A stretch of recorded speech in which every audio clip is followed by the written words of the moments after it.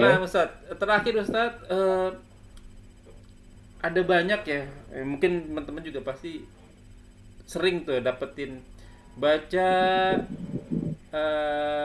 misalnya apa, baca Ar-Rahmanir Rahim 1000 kali, baca ya ya Ganiyu misalnya segala macam.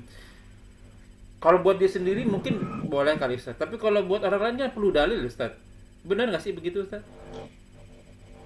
Buat dirinya sendiri juga sama perlu dalil. Waduh, gitu.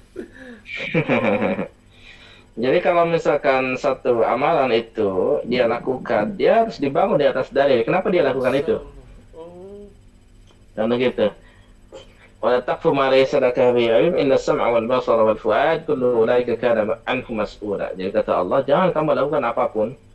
oke. Jangan kamu ngomong, jangan kamu berbuat, Aduh, jangan kamu diam dan lain sebagainya tanpa dasar ilmu.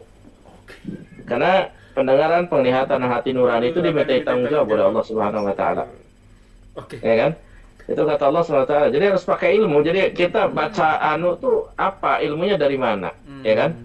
Istilahnya qul hatu burhanakum in kuntum shadiqin. Datangkan bukti kalian kalau kalian orang jujur. Gitu kata Allah. Jadi nanti ditanya oleh Allah itu dari mana? Dalilnya itu dari mana? Gitu kan?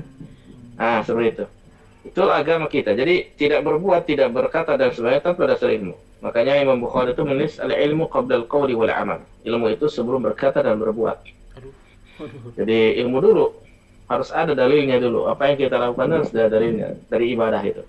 Jadi ketika kita baca ya Ghaniyu 1000 kali, Iya, nah iya. datangkan dulu dalil. Jangan Oh, baca dulu, jangan lakukan dulu terus baru nyari dalil, jangan. iya, iya. Oh. Jadi harus nyari dalil dulu.